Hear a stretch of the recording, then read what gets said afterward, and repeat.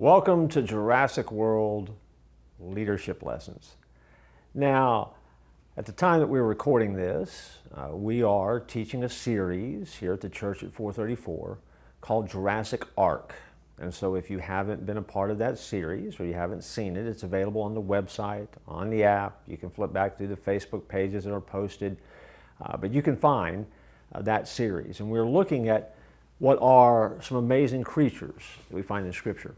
But also, obviously, we are being influenced by what is the top movie at the box office during the summer of 2022, entitled Jurassic World Dominion.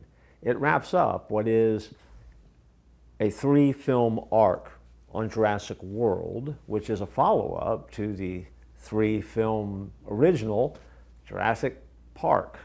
And so you're familiar with that.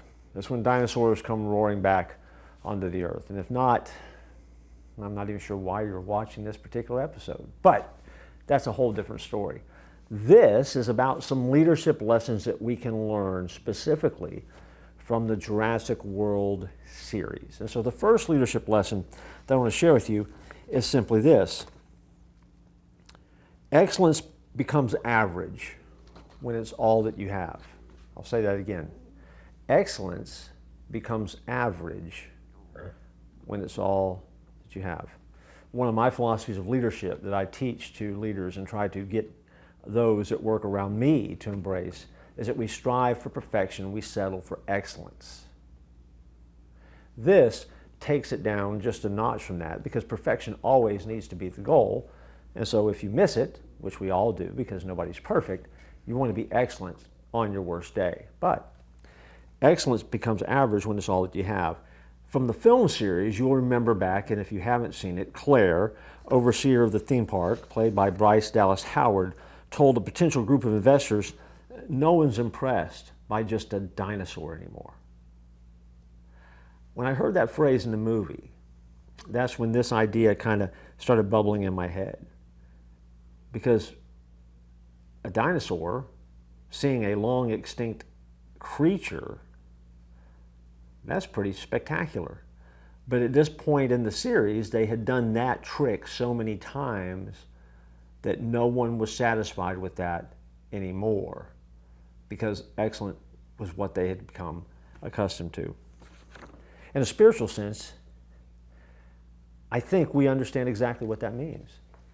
Because how often has it been that we think about Jesus, who he is and what he's done, how much he's loved us, that he's died for us, that he came back to life for us, that he gifted us, he intercedes for us, he comforts us, he takes us on a journey, and one day we're going to be able to spend an eternity with him because his promises are true, and we're going to go to heaven.